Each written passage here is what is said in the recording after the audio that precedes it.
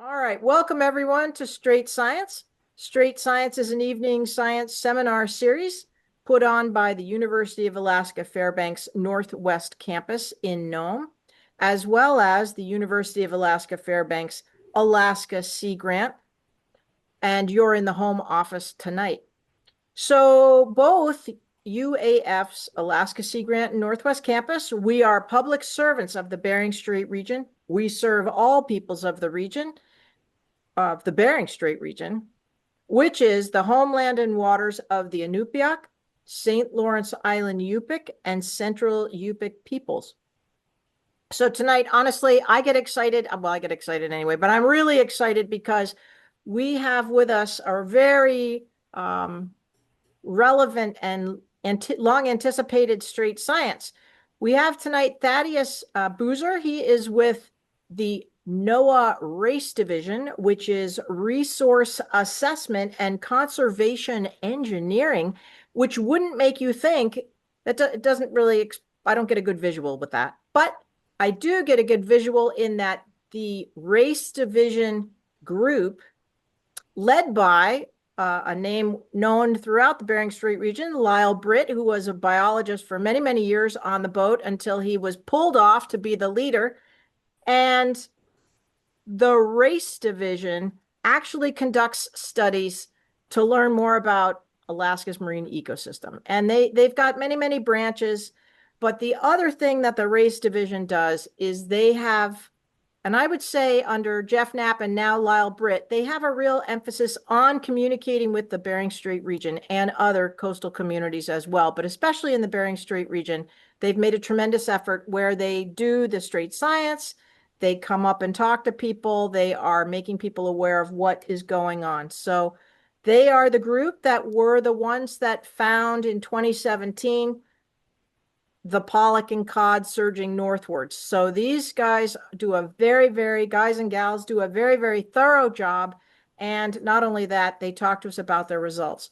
So Thaddaeus is, and Dwayne Stevenson, who's on now, are the leads for the bottom trawl survey for what we might say the northern and southern Bering Sea. But since this is federal government, they have to say the U.S. waters, so the eastern and northern Bering Sea.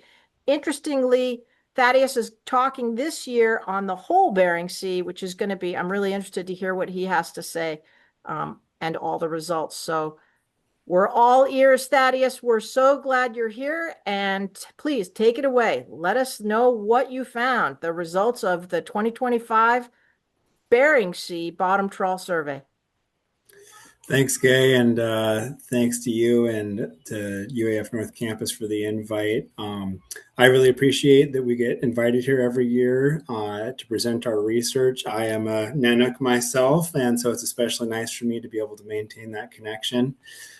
Today, I'll be talking about the results of our 2025 Bering Sea Bottom Trawl Survey, but before I do, I want to acknowledge the other members of the Groundfish Assessment Program who helped me produce this slideshow and produce our data reports.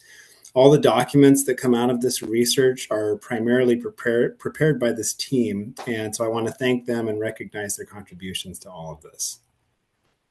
So today I'm going to talk a little bit about where we conducted the survey this year. I'm going to talk about the vessels that we used to do the survey. I'll talk about the gear that we use, what we found out there in terms of the physical oceanographic data that we collect, and also the distribution, size, and abundance of some of the species. And then lastly, I'll talk about some of the special research projects that we did in addition to the standard kind of survey objectives and kind of where we're headed into the future. So our surveys are kind of like a trident. They have three main points.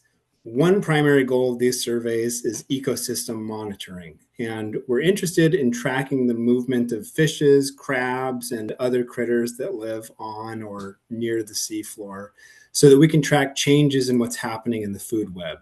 If you've ever heard the term ecosystem-based fisheries management, really rolls off the tongue. Everybody's saying it these days. That's kind of what we're doing, which is essentially trying to be good stewards of the ecosystem in general, rather than focusing solely on managing like an individual species. This is an end unto itself, and also is a goal that the other 2 points of the survey kind of help us to achieve. Another goal is to help inform stock assessments. So we gather additional information like population size, age structure, and genetic makeup of commercially important species, which is then used by stock assessors to fine-tune the abundance models for these species. The third main point of our survey is for monitoring the environment itself. This last point is something that's become increasingly important, since it turns out that you can't really learn a whole lot about what's causing changes in populations that we're seeing without measuring some of the variables in the environment in which they're living. So we measure water temperature and things like salinity and light to inform that. This year, we surveyed both the Eastern Bering Sea, which everybody up north calls the Southern Bering Sea, but like I said, we got to call it the Eastern Bering Sea, and we also surveyed the Northern Bering Sea. We've surveyed the Eastern Bering Sea every year since 1982, so this was the 43rd year of that survey. This was the 7th survey of the Northern Bering Sea. Each dot on this map represents a station where we sample, and these stations have remained constant every year that we've done the survey. The survey starts in the south around the end of May and runs through about the end of July for the Eastern Bering Sea, and then it picks up in the Northern Bering Sea and goes through the 3rd week of August. To conduct the survey, we charter 2 commercial trawlers to take us around and fish our scientific gear. The vessels that we use have been pretty consistent over the years. The Alaska Knight is a boat that we've used for 15 years now, and it's been a great platform for us. A more recent partner vessel is the Northwest Explorer, which completed its 3rd survey season with us this year. Both of these boats are fantastic, and we're hoping that they'll continue to do these surveys for us for the foreseeable future. The net that we use is called an 83-112 Eastern Trawl. It's called an 83-112 because the top rope, or the head rope as it's called, is 83 feet long. And the bottom rope, or the foot rope as it's called, is 112 feet long. That generally means that the net opening when it's on the bottom and fishing is about 50 feet wide. We tow the net for 30 minutes at 3 knots, and since we know the net width and we know the distance fished, we can calculate the amount of effort fished for each tow. For some perspective on how big these nets are compared to what are fished commercially, our average catches are about a ton, while a commercial catch is usually upwards of 100 tons. So our scientific trawl is taking only about 1% of what a standard commercial catch takes.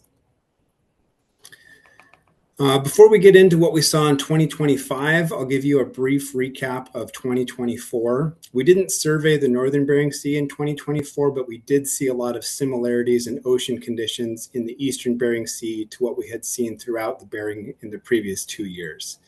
For the past couple of years, we've seen a return to conditions that we call the cold pool, where cold water remains on the bottom into the summer. Prior to 2022, temperatures have been relatively warm, but since then they've kind of come back to more closer to the average. During warm years, fish biomass tends to increase, but with return to cold temperatures, we found that our overall fish biomass returned down to previous cold year levels throughout the Bering Sea. This is one of the data products that we produce on a regular basis now when we're doing the Bering Sea surveys. This is there's a thermometer on the net, and each time we put the net in the water, we measure the bottom temperature and the surface temperature. And at the end of the day, we send the temperature data back to Seattle, and then we can populate these maps with those temperature data in virtually real time. So this is a really neat tool that folks can use to see where we're at in the survey and also see what the water temperature is as the survey progresses. And we call this the March of the Temperatures plot. Here's what we saw in 2025. Much like the past couple of years, we saw another area of cold water extending down into the southern part of the Bering Sea. We didn't conduct the Northern Bering Sea survey in 2024, but you can see that the temperature profile in the Eastern Bering Sea looks very similar to that of 2022 and 2023, with maybe slightly warmer temperatures in Bristol Bay, but still pretty cold. The dark blue colors correspond to temperatures that are below 0.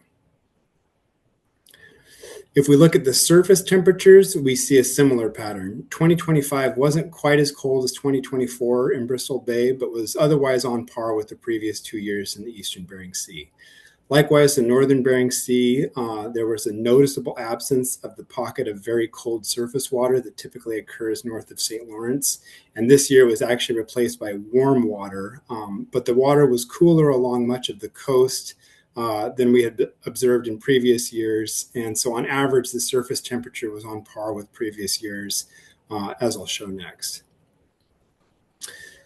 This is the long-term trend of annual mean temperatures.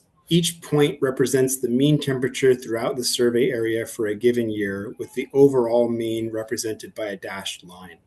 The surface temperatures on the top and the surface temperatures are on the top and the bottom temperatures are on the bottom. In the eastern Bering Sea on the left, we can see that the surface temperature was actually colder than average the past 3 years, while the bottom temperature has been hovering around the average for the past 4 or 5 years. In both cases, the past few years mark a departure from the previously warm period felt by the region. In the northern Bering Sea on the right, we can see that the average surface temperature is right on the overall mean and nearly identical to that of last year.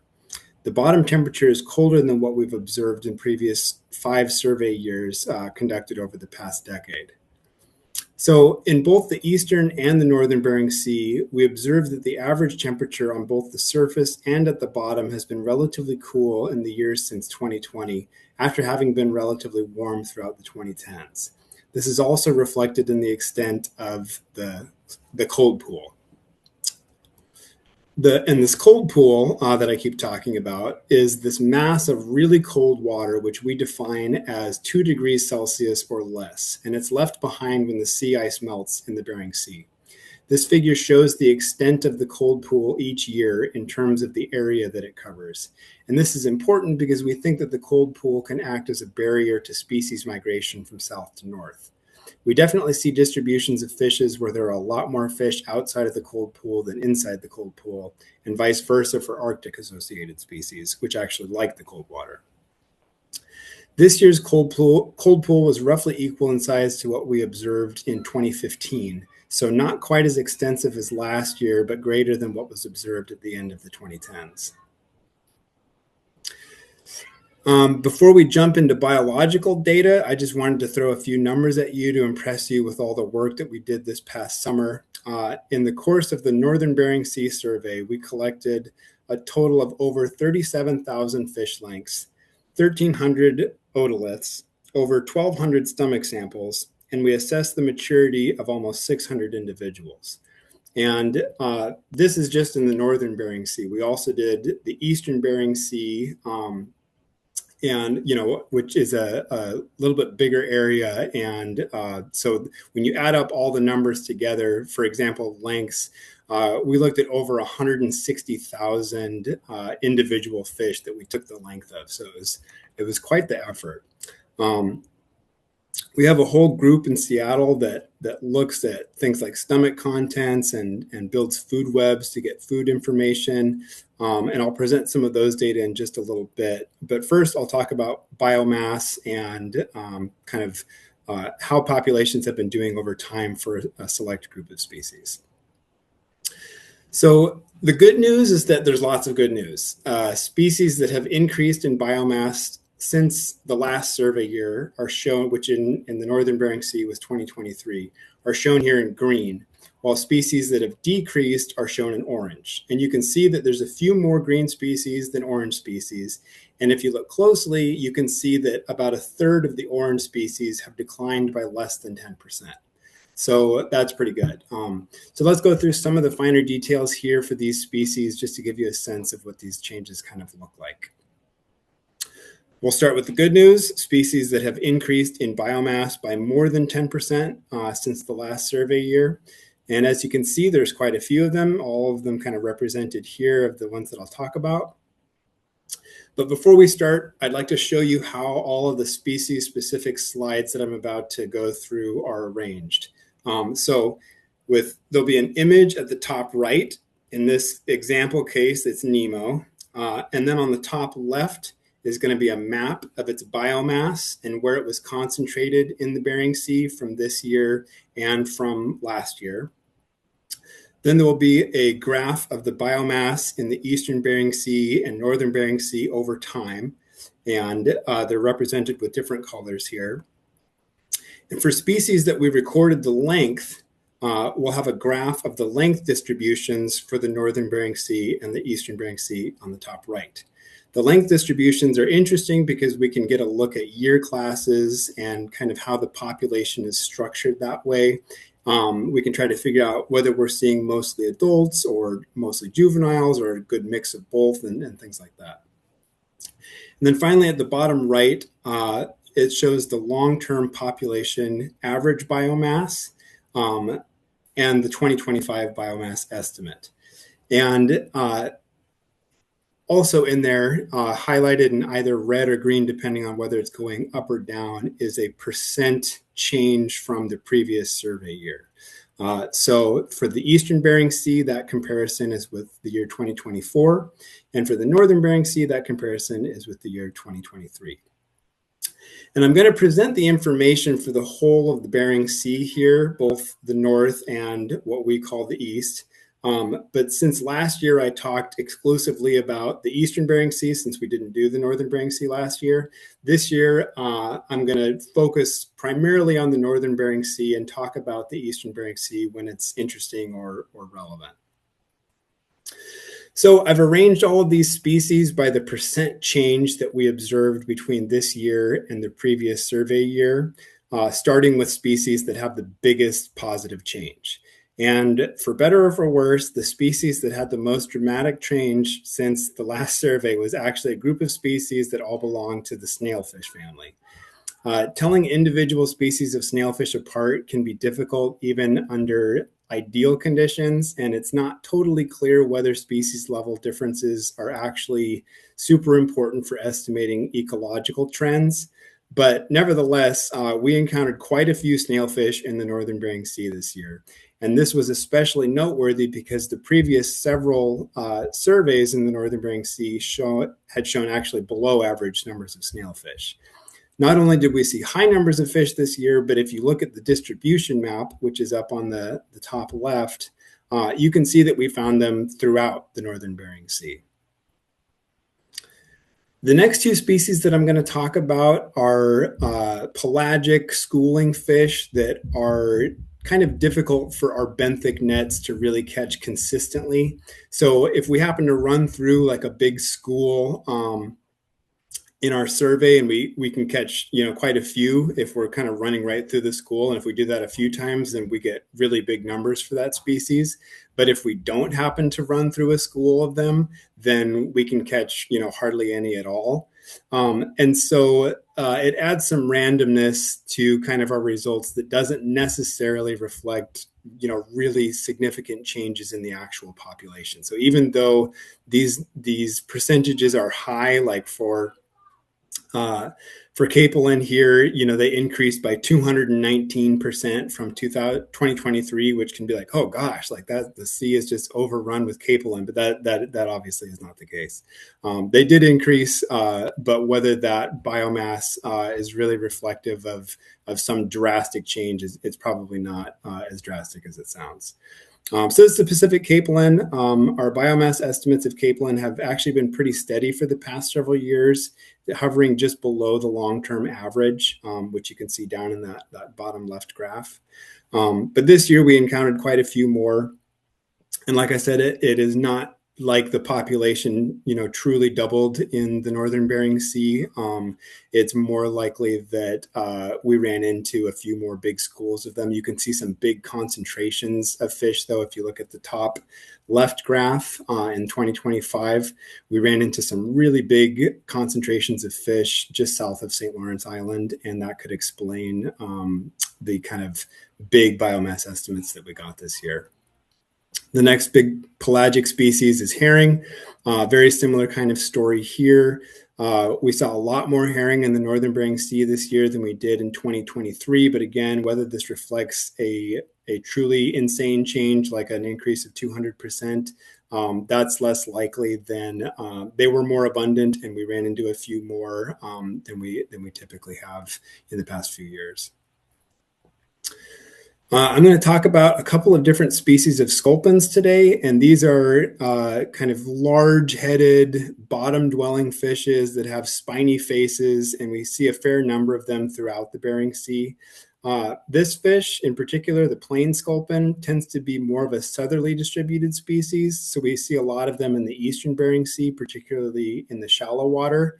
But the estimates for this year are higher than what we've observed in the past few years in both the northern Bering Sea and the eastern Bering Sea. And in both cases, it's actually closer to the long-term average in each region. So if you look at that bottom left graph there, we've increased quite a bit from the previous survey season, but the previous survey season was actually well below kind of the long-term average for the species. So even though we've increased quite a bit, it's gotten us more towards kind of what we expect to find than necessarily like the whole sea is overrun with plain sculpin. This was a really interesting year for walleye pollock. Biomass was up in the northern Bering Sea, kind of close to the long-term average, with lots of small, roughly 1-year-old individuals. If you look at the top right graph there, that first kind of group of columns that are in kind of a light blue color, those are fish that are, somewhere around 10 to 17 centimeters long. And these are fish that are about a year old. And you can see there's just a huge group of them that we encountered in the northern Bering Sea this year. And this could potentially produce a really strong year class as they grow older if survivorship is high. In the eastern Bering Sea, pollock numbers were down from the large estimate that we had last year, but not very far below the long-term average for the species if you look down at that bottom left graph. Throughout the Bering Sea, pollock were broadly distributed, lots of high density areas in the eastern Bering Sea, and there looks like some very clear age classes in the eastern Bering Sea. If you look up at that top right graph again, but down at the second part of it where there's the eastern Bering Sea, you can see there's several peaks. There's at least 3 solid ones, maybe a fourth if you kind of squint your eyes. And that kind of shows these different age classes of fish that are all kind of spawned together and kind of getting bigger. And it looks like the adult class is really massive in the eastern Bering Sea, and there's some nice age classes following along behind it. So that could be a good sign in the future if the survivorship can go as high as it has historically. Saffron cod, which are also referred to as tom cod, are an important species for many folks, especially in the northern Bering. This year, we saw a pretty good increase in biomass in the northern Bering Sea compared to 2023, where the estimate was right on the long-term average for the species. In the eastern Bering Sea, we saw some really bonkers increases compared to last year, but the eastern Bering Sea numbers should be taken with a grain of salt since the absolute number of individuals that we encountered was pretty low. Still, though, we found them pretty far south and in higher abundances than last year. And if you look at the size distributions in that upper right, you can see that the northern Bering Sea has a really nice distribution of sizes. But in the eastern Bering Sea, it's kind of this, they're either really, really big or they're really, really small, and there really isn't a lot of intermediate fish. And what exactly is causing that is not totally clear to me. But it is kind of interesting that if you look at that density map in the top left, you can see that very southerly kind of end of their distribution there has gotten much more concentrated since last year. And you've got this kind of weird distribution of it's only tiny fish or big fish, relatively, these are saffron cod after all, but pretty interesting. And it'll be really curious to see how that develops into the future. Arctic cod are kind of a similar situation to saffron cod, where we're seeing a big increase this year compared to 2023, but the absolute abundance is quite low, and so this too should be taken with a grain of salt. Occasionally, Arctic cod biomass has been known to spike in the eastern Bering Sea. If you look down at that bottom left graph, you can see these spikes that occurred kind of around 2010.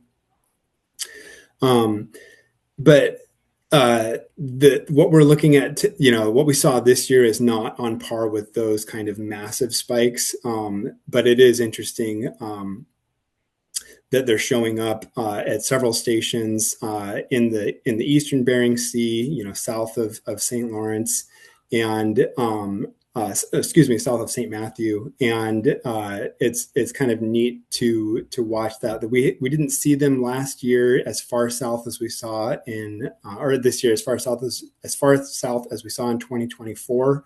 So it'll be interesting to see next year kind of where they're at and what the numbers look like.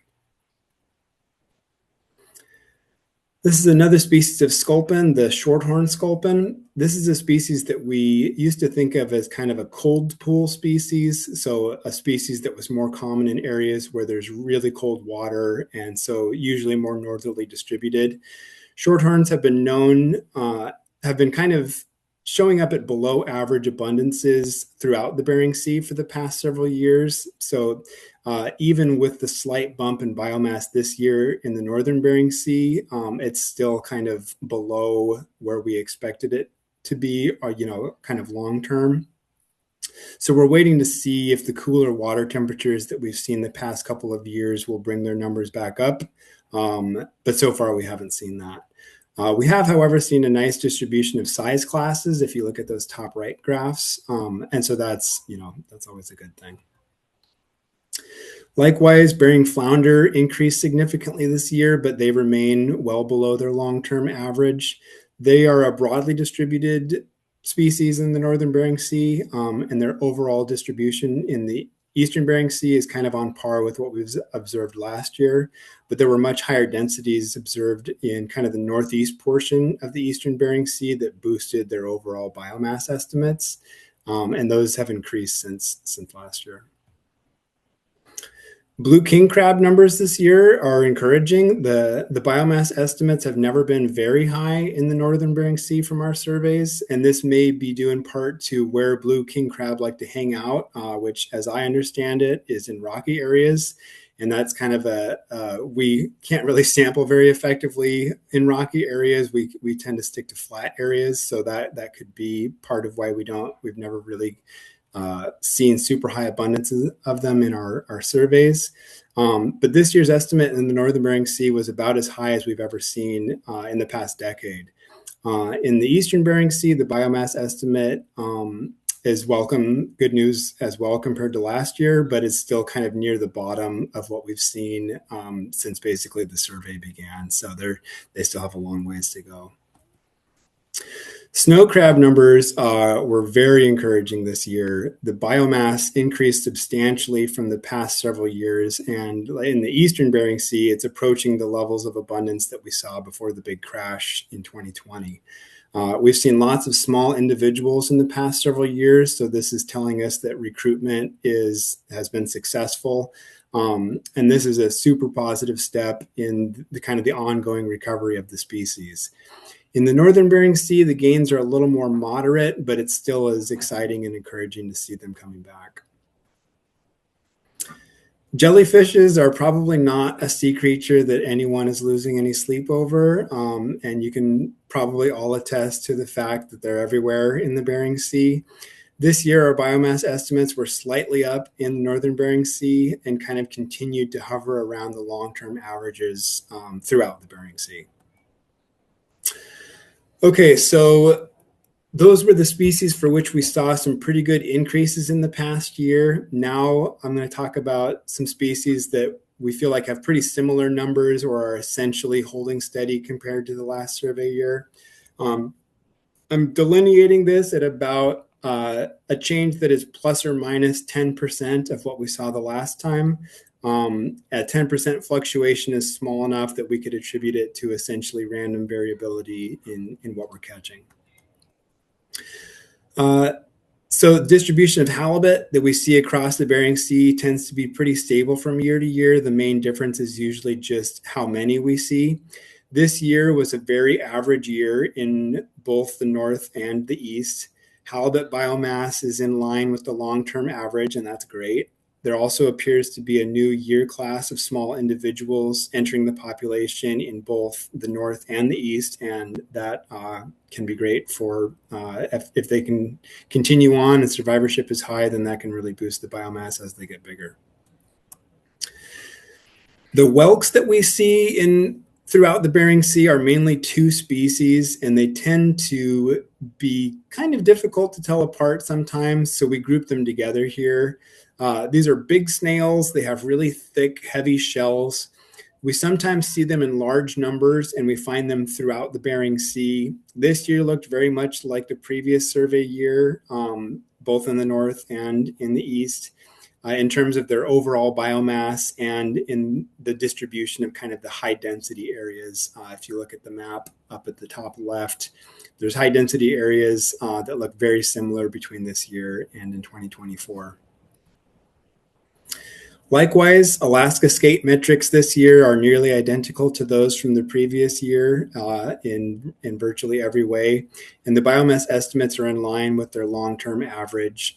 So that is kind of no news is good news. It looks like they're doing just fine. Northern rock sole are also very similar this year, both in their biomass and their distribution to what we've observed in the previous year. The biomass is still below the long-term average for the species, but it has been increasing just ever so slightly for the past few years.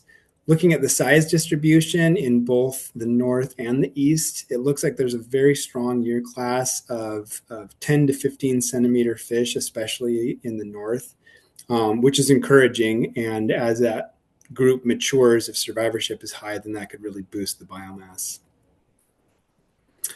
Okay, so that was the good species that are doing well, and the species that are kind of towing the line and doing just fine. Now I have a bunch of species here that I'll talk about where it looks like the biomass has declined or gone down from the previous year or the previous survey year at least.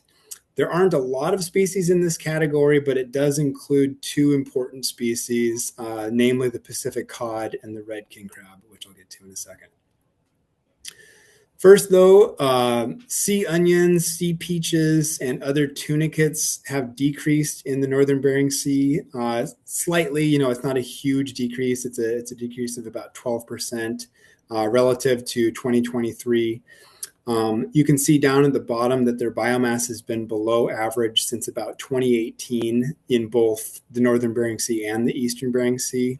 And they've been kind of hovering around this same kind of low biomass since then. It hasn't really changed a whole lot. It does seem like there is kind of a tentative upward trend in the biomass of tunicates in the eastern Bering Sea, and the decrease that we saw in the north was really minor. So it'll be interesting to see kind of how this goes in the future, if it stays consistent or if that slight increase keeps going.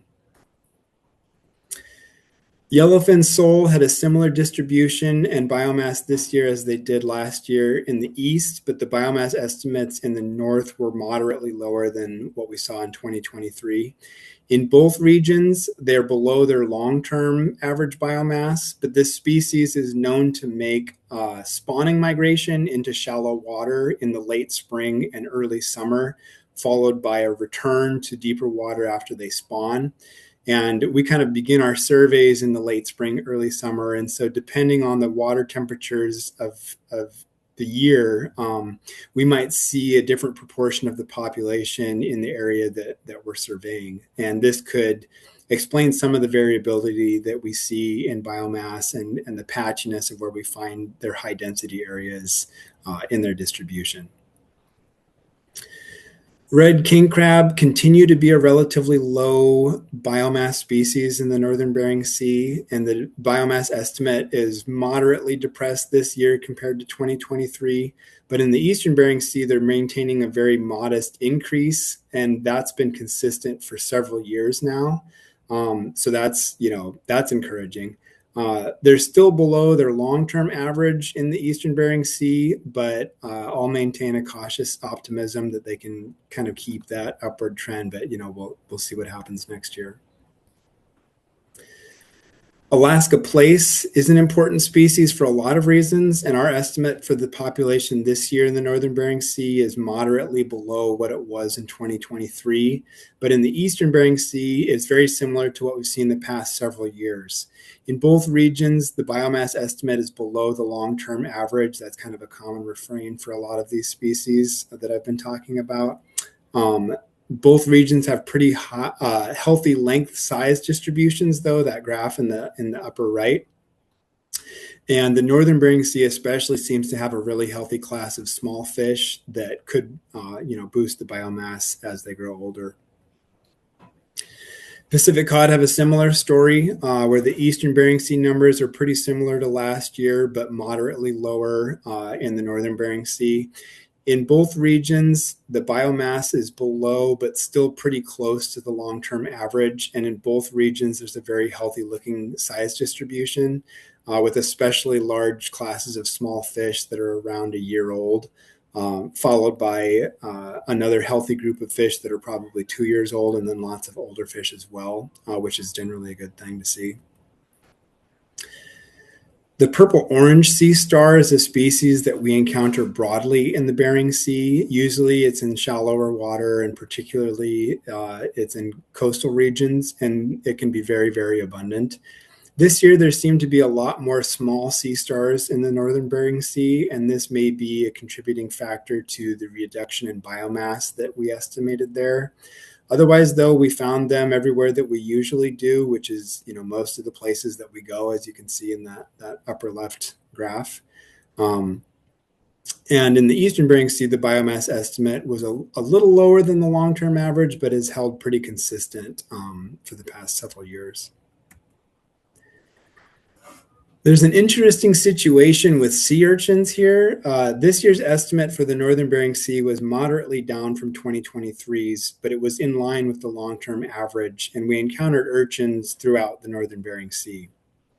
They're often in patches, and especially north of St. Lawrence Island, there's a really high density patch that we encountered. In the Eastern Bering Sea, urchin biomass was way up and substantially higher than the long-term average. And here too, they were distributed kind of in patches and sometimes at very high density, especially around St. Matthew and the Pribilofs. So overall, there's much more good news than bad news. There's really only a handful of species that declined compared to the previous survey year, and most of those really appear to be doing just fine. And we'll have to kind of wait and see of whether some of these moderate decreases bounce back next year, or if it continues in a trend. Hopefully it's a bounce back situation. So in addition to all of this population level and biomass stuff and measuring lengths and pulling otoliths and all those kinds of primary objectives that this survey is for, we do a huge number of special projects every year. We do this in conjunction with partners all over the world, with universities and government institutions, and there's just a lot of stuff going on out there all the time.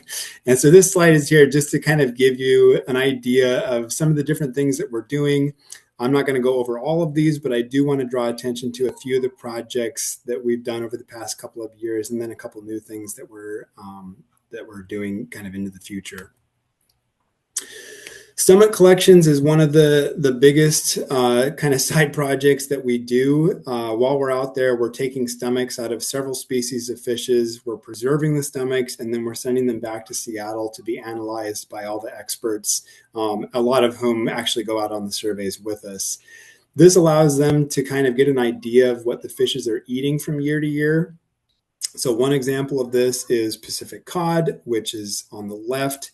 Each of those bars in that graph represents kind of a distribution of different things that the cods are eating, and each kind of column represents a different year. And so you can see, like if you look at 2010 there on the far left, It was a lot of other fish, a little bit of snow crab, bottom invertebrates, and a little bit of plankton. There has been kind of some concern, on the internet and in other places that Pacific cod are eating kind of too many snow crabs. But what you can see if you look at the diet data here, that snow crabs, it's a non-trivial component of their diet, but depending on the year, it ranges from like 5 to 25% of their diet. So it's not like they're just eating nothing but snow crabs out there. Another example here on the right is a walleye pollock. And kind of same deal with the graphs. The columns are different years. The prey categories are highlighted in different colors. And you can see the importance of krill and other plankton in the diet of pollock. That makes up, a lot of what they eat. But it also kind of shows something that I love about pollock is that everything out there eats juvenile walleye pollock, including other walleye pollock. And that just touches my heart. I love it so much. Something that we did this year that was a very exciting project was going out and dropping what was basically a really expensive shovel down to the bottom of the Bering Sea to scoop up mud. It's kind of like a claw shovel. And the purpose of this was to see how the community of little critters that live down, in and on the mud and the sand and down at the bottom, to basically take a pulse on that community. The Bering Sea, as I'm sure you all know, is especially rich and abundant with benthic organisms, creatures that live on the bottom and in the mud. And a big part of what makes that community so strong is the pulse of food that they get each year after the ice melts.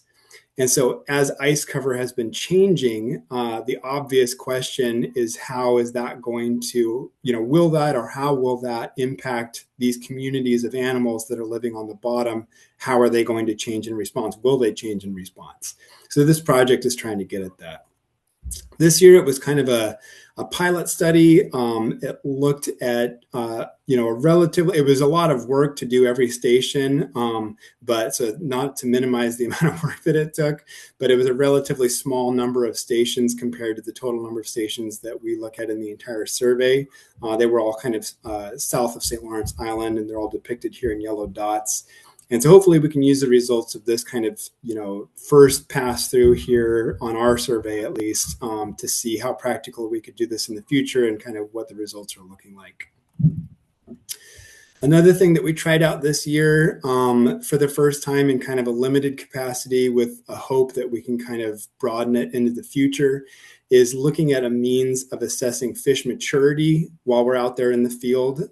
So we're taking, lengths from these fishes. We're taking the ear bone of this fish so we can tell how old it is. And we can also assess how mature it is. Does it have, is it basically ready to spawn? Is it in between spawning? What's kind of the deal there?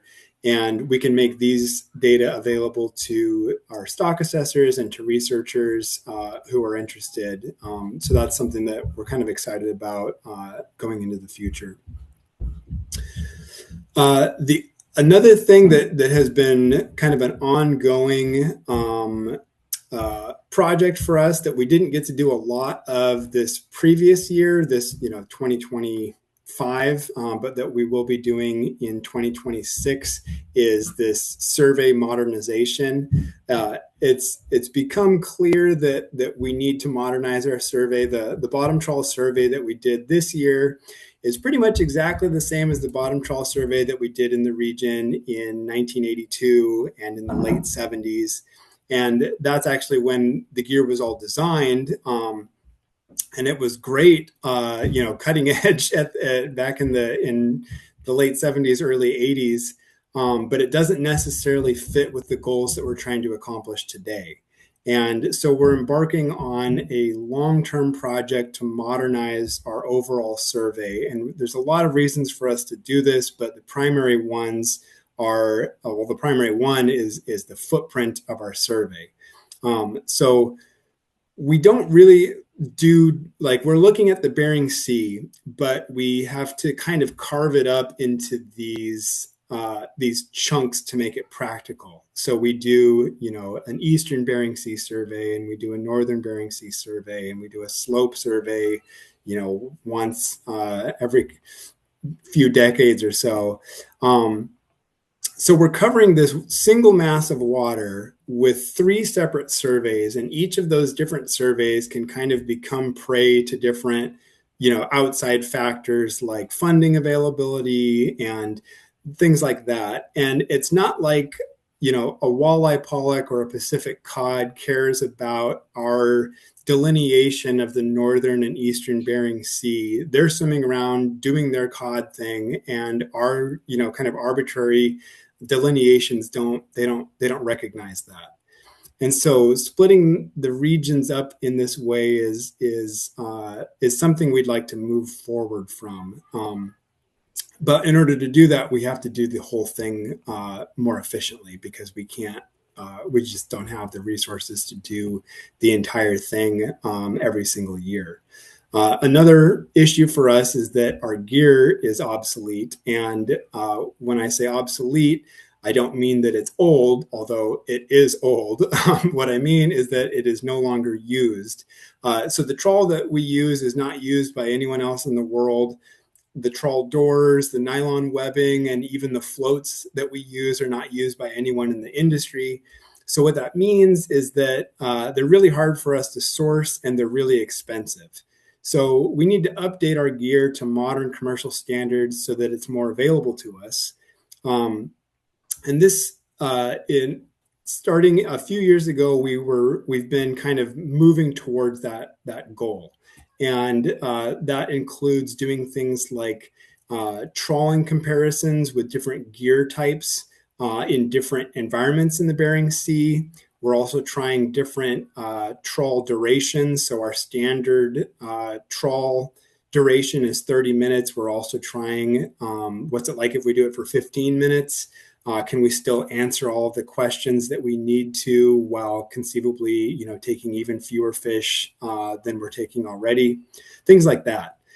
This is all very time consuming and very expensive, and takes a lot of energy, and it's a multi-year kind of process. But this is something that the end goal will be for us to be able to actually do more surveying, broadly, geographically across the entire Bering Sea, and do it more efficiently and be able to do it every single year. That's kind of our, that's where we're headed. So the take-home message for this is, for folks in the Bering Strait region, is that this probably means that, like, for example, this year we were able to go to the northern Bering Sea, but next year, instead of going to the northern Bering Sea, we're going to be spending that time doing these modernization tests to be able to kind of make sure that we don't lose all of the information that we've been gathering since 1982, that we can have a continuous kind of line of data that goes into our new survey design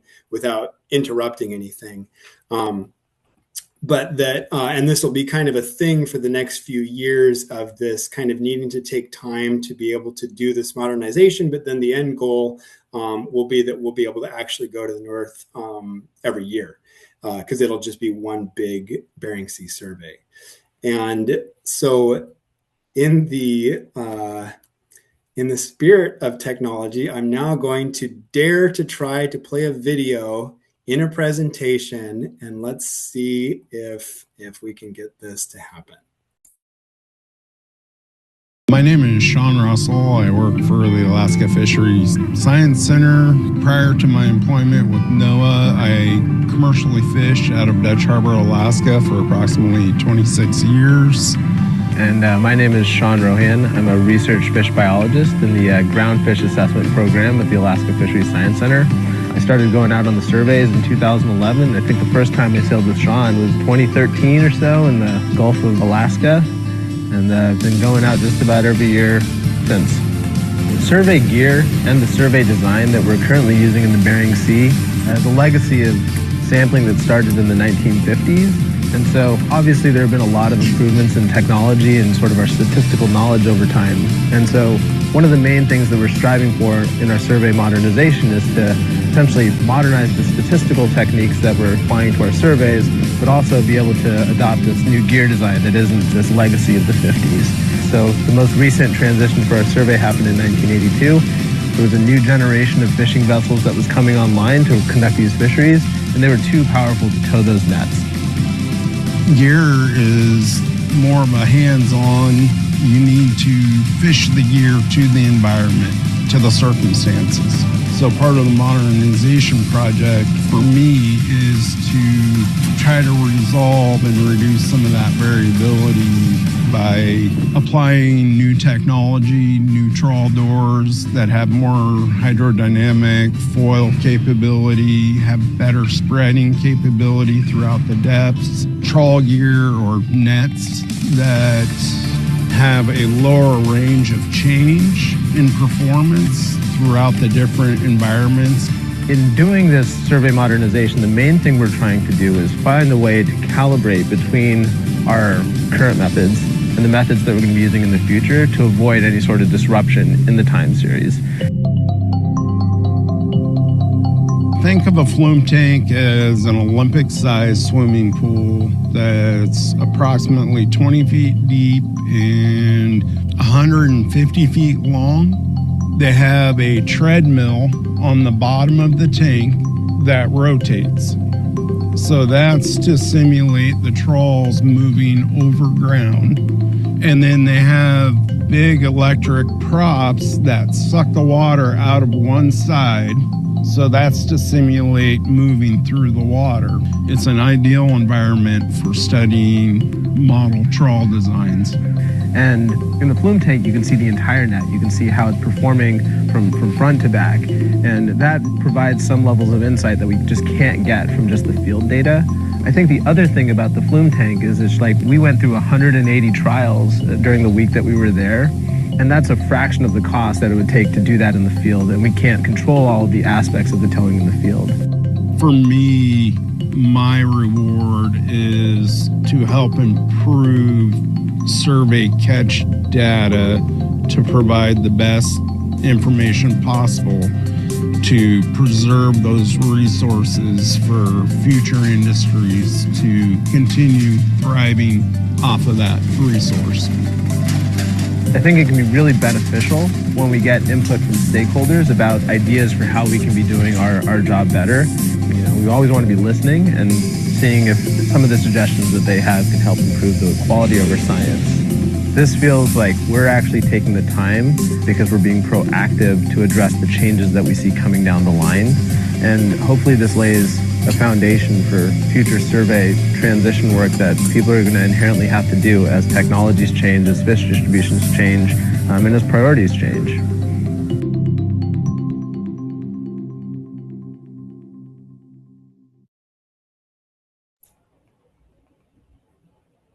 Okay, so that was just a little video about kind of what that actually looks like, what some of the technology that's going into this survey modernization. It's including making new nets. It's including changing the way that we fish. It's a whole lot of things, and we have a whole bunch of people working on it. And it's something that we're all really excited about. And we have a bunch of other videos that are all about 5 minutes long or just a few minutes that kind of go through some of the other aspects of our survey. If anybody is curious to take a look, I definitely encourage you to go check them out. So just to kind of wrap up here, in 2025, the take-home messages are basically that 2025 was very similar to 2023 in the Northern Bering Sea and 2024 in the Eastern Bering Sea in terms of the overall kind of temperature regime. The cold pool is still there and still, similar in size to the past couple of years, although it's a little smaller than it was last year. The biomass of most of the species in the Bering Sea are increasing or holding steady. There's some moderate declines that we saw for cod and for red king crab in the northern Bering Sea, but there's also really good reason to be hopeful for both of those and the others that showed kind of more moderate or slight declines. And our survey is modernizing, and it's going to be a lot of work for the next couple of years, as it has been for the past few years, to kind of bring us into the next phase of the survey. But the next phase will be an even better survey than we've been able to do before. And so thank you all for watching this talk and for continuing to invite us out here and give us the opportunity to chat with you all and talk about what we're doing. And we have some, as of last week, these QR codes worked. We have a new community highlights report that kind of summarizes everything that I've gone through in this talk. That you can access, that I think Gay is going to actually be able to send out here because it's hot off the presses as of like this afternoon. So it's as fresh as it gets. And if there is anybody who would like to chat further, I am happy to do so. All right. Well, thank you so much, Thaddeus. That was a great presentation. Had me on the edge of my seat. And I'm actually kind of stunned because we've been so hit with bad news. For you to say, like, there's some good news. It was actually very, very nice. So thank you for being some good news for 2026. And while you're thinking of your questions, you're already getting the emojis. But this is a good time now for people to throw a little love in the chat for tonight's speaker, Thaddaeus Buser, because it's never easy being a public speaker, and he's also on a different time zone since he's talking to us from Seattle. So it's well into the night, and I think he's got to bring pizza to his family tomorrow because they're all locked in rooms somewhere to be quiet with the kids. So thank you, Thaddeus, and lots of emojis there. That's very good. So, all right. Does anyone have any questions? You can all download the community report there in the chat box. That's the compressed version, and there will be a website. It'll be a NOAA. Will it be in the NOAA Race Division website, or just Google NOAA and then that report, and it'll probably Google right up in our face? That's a great question. These QR codes that I showed, I think that there was one for the community highlights. Okay. But it is very hot off the press, and so stay tuned for that one. Dwayne, do you have a more up-to-date understanding of how folks can find the community highlights report? I hate to do this, but I would pass it off to Em. She should know. Okay. Hey, it'll be at this link. And I'm putting it into the chat. Oh, perfect. Okay. And then we'll all it'll be there hopefully very, very soon. All right. Thank you. We'll try tomorrow's Friday. So if it isn't there, it'll be there Monday. So hello, Gay. This is Edwin. I just wanted to thank you for inviting me, and I got a glimpse of the percentage on the declines, and that's very important. And I'm really glad that you guys are sharing this information, because we do need knowledge of these things that are coming our way. So thank you all. Yeah, thank you for coming. Thank you, Edwin. I don't know, because you missed the first part, but I don't know what you've been seeing. I know that there's been some frustration about UPA, or the tunicates, in as far as people finding them. I don't know how it was this fall as far as numbers, but these guys, very small numbers are picked up later in the fall, and we haven't seen much Arctic cods anymore too. So that's something. That's another thing that we we have to discuss on with our people. From the island, we don't get any other mammals like they do on the big lands, and so it's important for us to sustain these numbers as the way we like them. So thank you all for the information you guys share. And Thank you, Edwin. Edwin's calling in from Sivunga on the north shore of St. Lawrence Island. Here's my question to you, Thaddeus. I have never heard of starfish, purple sea stars going down. So to me, what's the thought on that one? And I see it, Charlie. You'll be next. You just popped up. Thoughts on the word on the street is that there were a lot of small starfish this year. And so whether they're hungry or whether it's kind of a new, starfish, the next generation, and they're just growing bigger and they'll be, the biomass will be similar or bigger next year. That's kind of to be determined. But what we kind of observed, just from being out there is it seemed like there was it was mostly small individuals rather than kind of a lot of big starfish like we often see. Interesting. Okay, I just thought those were the ubiquitous. We live with purple sea stars anywhere you go, so that's yeah, they're still out there, but they're just the biomass has gone down. small. Okay, all right, thank you, Charlie. You have the floor. No, thank you. I very much enjoy these, and I'm a former fisheries manager, and I used to beat up Brad Stevens on the Miller Freeman to do more surveys, and he would get mad at me because I was so insistent. But anyway, I know that you're trawling, and basically need a soft bottom to trawl on, because there's so many species like blue king crab and Hanasaki crab and other things that live in the rocks. So I don't know if as you're changing up on your nets, I guess that's one of the things that would be a variable. If you could find a gear that was more able to work in rock, then it might change those indices. Anyway, if you had a comment on that, and then Thanks. I think this is really valuable, and for years we didn't have the benefit of a survey, and I just wanted to say good work and keep it up. Thanks. Yeah, thank you.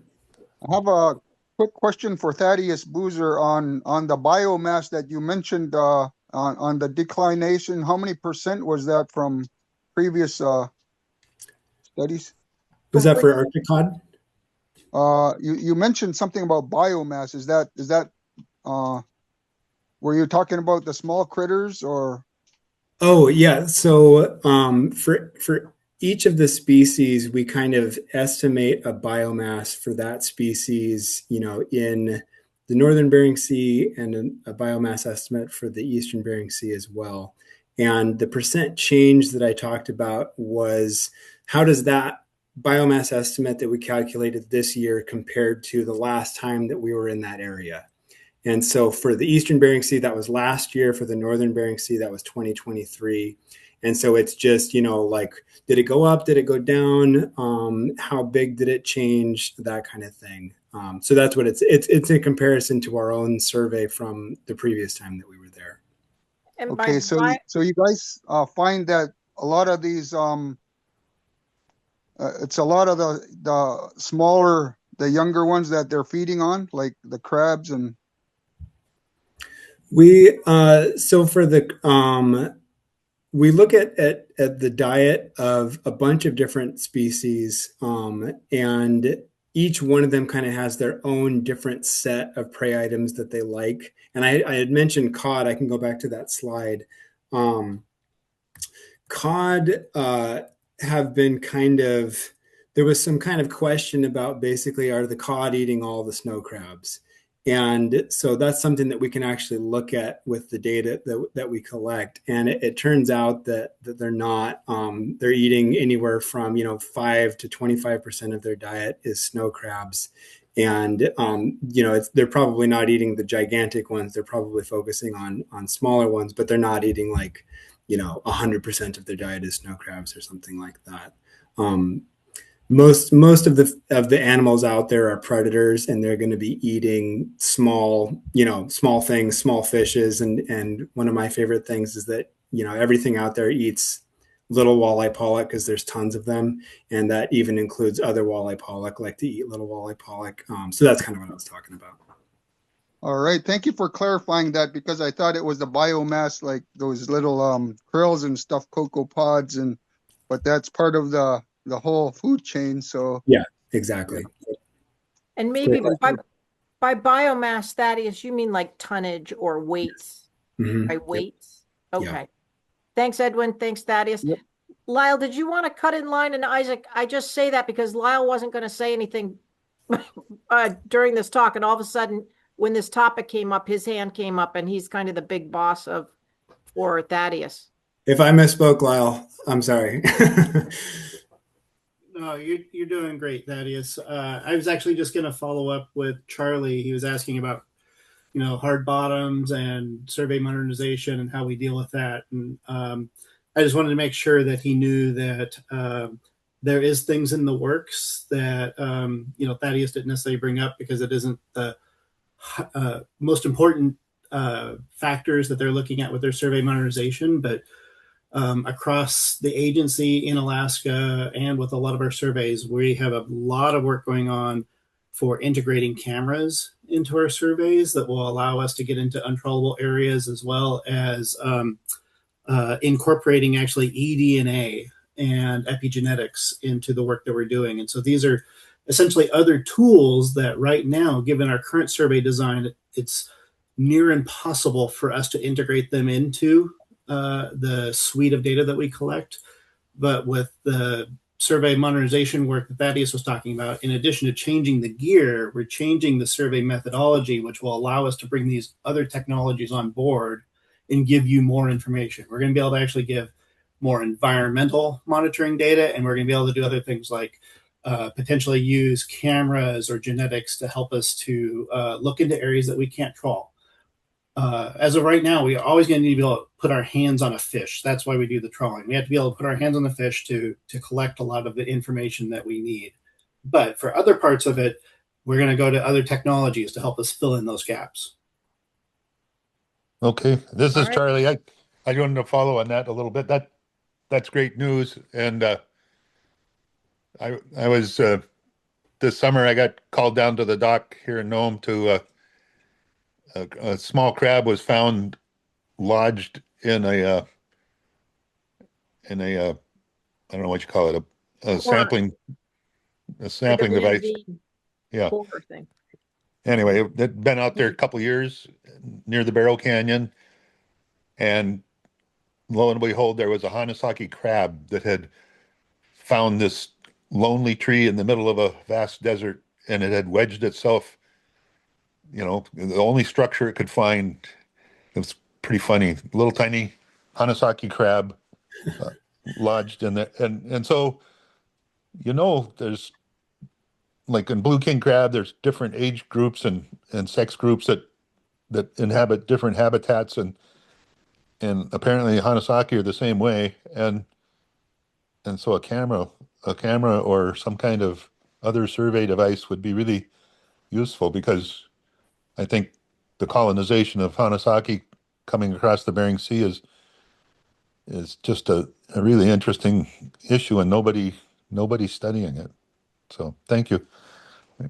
Thank you, Charlie. Thanks, Lyle. Isaac, thank you. Thank you for being so patient. You have the floor. Go for it.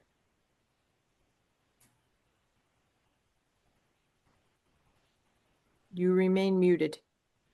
There you go. Oh, thank you, Gray, for putting this together, and then also thank you, Thaddeus, for this great presentation. I have a confirmation.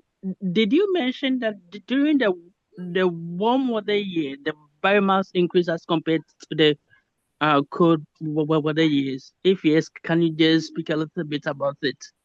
Thank you. Yeah, that's something that we've observed, is that when the water warms up, the biomass tends to go up, and it isn't totally clear.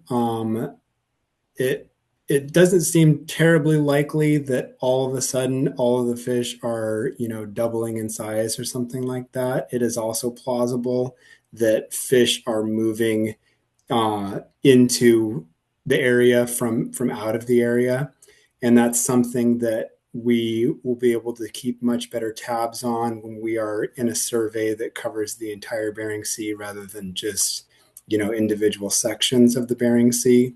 But that is something that we've observed over time, and it could be both things. It could be other things.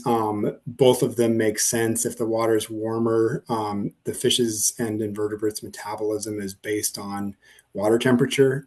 And so if their metabolism goes up and they're eating more, quickly and able to digest it quicker, then they can grow faster. And it also makes it, we think that the cold pool acts as kind of a barrier to movement. And I had some slides on that, but I didn't really have time to get to them. But if that cold pool kind of goes away more quickly, then these species that can't tolerate those cold temperatures can move in, and then you have a higher biomass just because of kind of immigration into the area. So there's a lot of different ways that it can happen, and that's something that we'll be able to hopefully get a better handle on when we can be looking at the entire region every year. Great question. Did I answer it for you?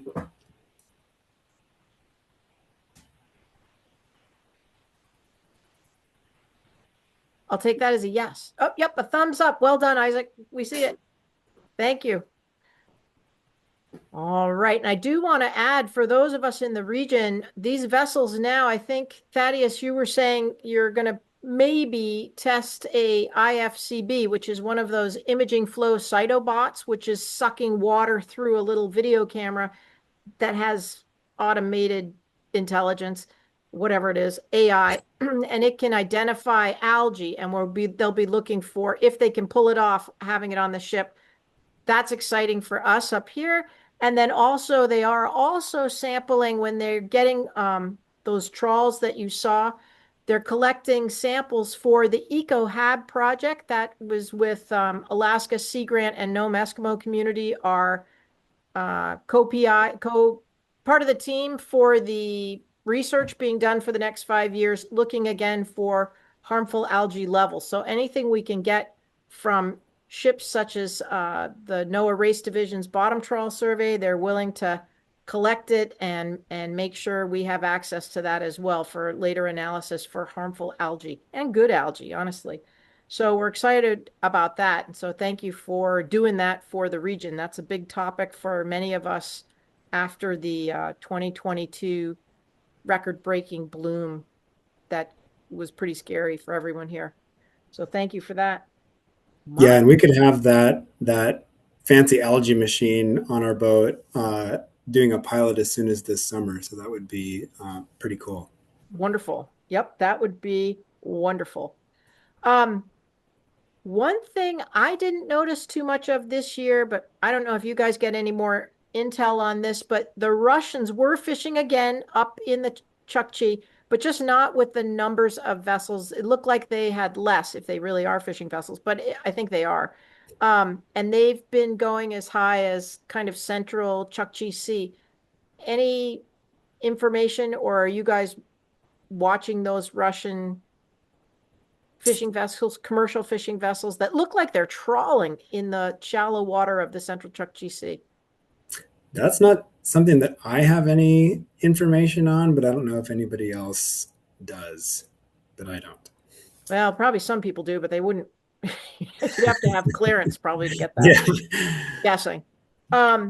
So, and then my other follow-up to that is, are there talks or planning or thoughts about doing, I know you're working on your net and new techniques to get this Bering Sea survey really modernized.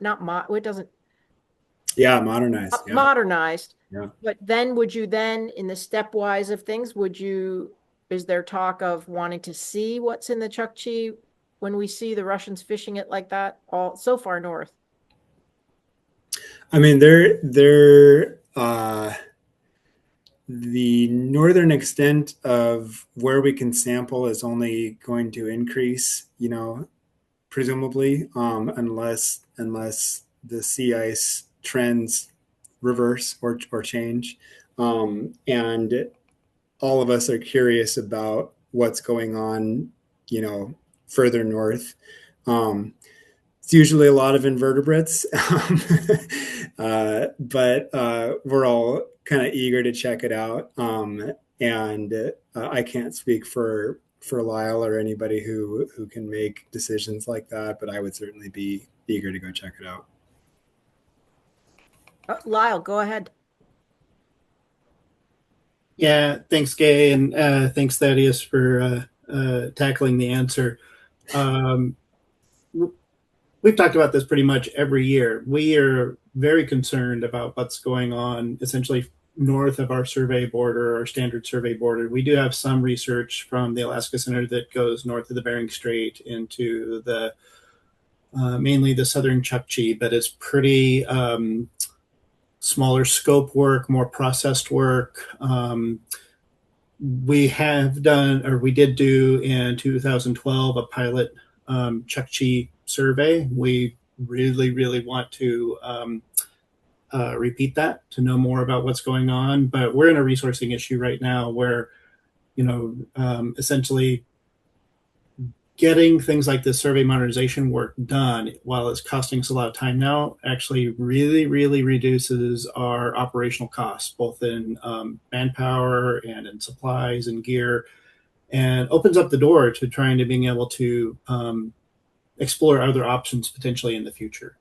I'm not going to make any promises. I think, we're talking fairly far out, but it is definitely on our radar. It's just not something that we have the resourcing right now to do. And if we did, it would be a one-off because we just don't have anything to do it consistently. So we're really trying to find ways to streamline our operations to provide the data that everyone needs so that we can actually try to address those kinds of issues, like what's going on in the Chukchi. In terms of Russian activity, ever since the start of the Ukraine war, they've largely shut off their pipeline of providing us with data or information. So we don't have any official reports of what their stock assessments are, what their ecosystem assessments are.